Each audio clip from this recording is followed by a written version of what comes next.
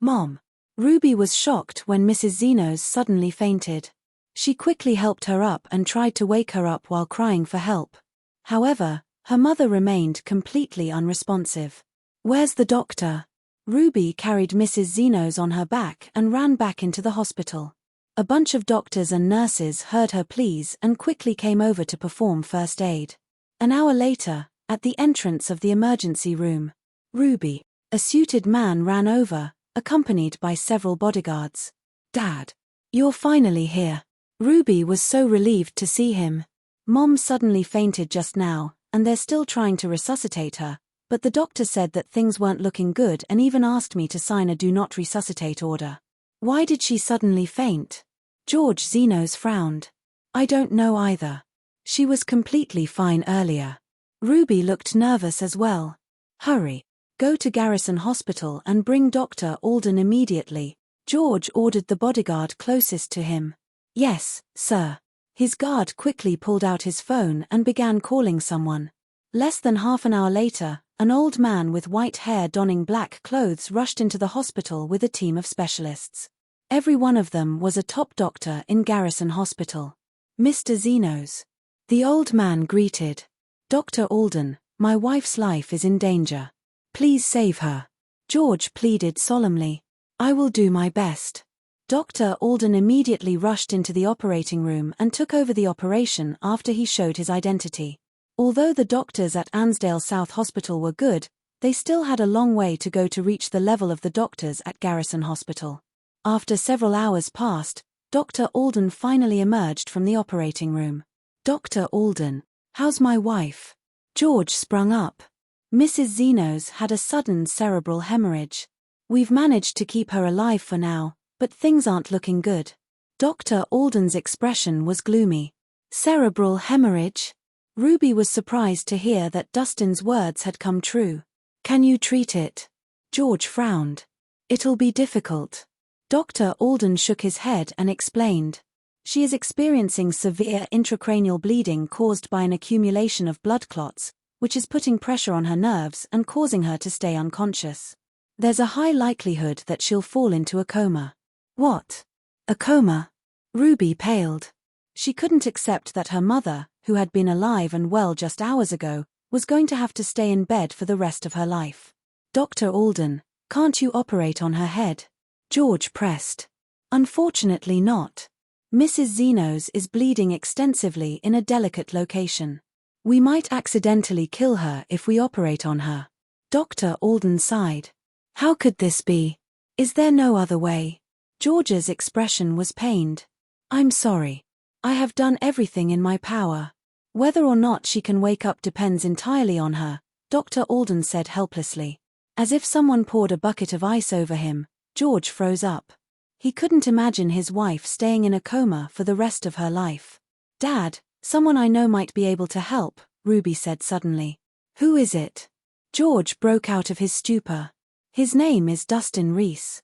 Not too long ago, he predicted that Mom might have a cerebral hemorrhage. We didn't take it too seriously at first, but his words came true, Ruby explained. He predicted the cerebral hemorrhage? Is there anyone in this world who can do that? Dr. Alden was doubtful. How could anyone detect something like that without the aid of tools? It is true.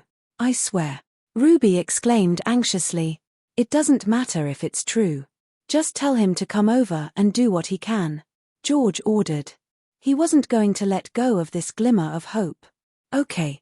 Without wasting any more time, Ruby took her phone out to give Dustin a call, and she briefly told him what had happened. I'll be there right away. Dustin ended the call and rushed over to the hospital. By the time he reached, Ruby's mother had already been transferred to the VIP ward. Although she was no longer in critical danger, she remained unconscious.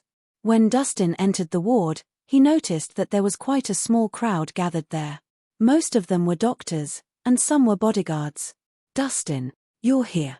Ruby's face lit up with hope when she saw him. Is this the miracle doctor that you mentioned, Ruby? As George looked Dustin up and down, he unconsciously frowned. This man was much younger than he'd thought. How medically skilled could a man in his 20s be? Don't judge a book by its cover, Dad. Dustin might be young, but he's really good at what he does. It only took him a glance and he knew what was wrong with Mom," Ruby assured. "Forgive me for being blunt, Miss Zenos, but maybe it was just a lucky guess," Dr. Alden said. At Dustin's age, even if he had been practicing medicine since the day he was born, he'd only have 20-odd years of experience under his belt. If Dr. Alden himself, who had been practicing medicine for over 40 years, could not tell what was wrong with her, how could this young chap? "Are you sure, young man?" George asked tentatively. "I wouldn't be here if I wasn't," Dustin answered plainly. "All right then, you'll be handsomely rewarded if you can heal my wife," George told him earnestly. "Mr. Zenos, are you really going to let him treat her?" Dr. Alden asked with furrowed brows. "Mrs. Zenos is not in a good condition right now. What if anything happens to her? It can't go any worse than it already is." George shook his head. What difference would it make whether his wife remained in a coma for the rest of her life or if she were to be dead? But Dr. Alden wanted to continue but was promptly cut off by George. "Please go ahead, young man." Dustin nodded and walked over to Mrs. Zeno's bedside before reaching out to check her vitals.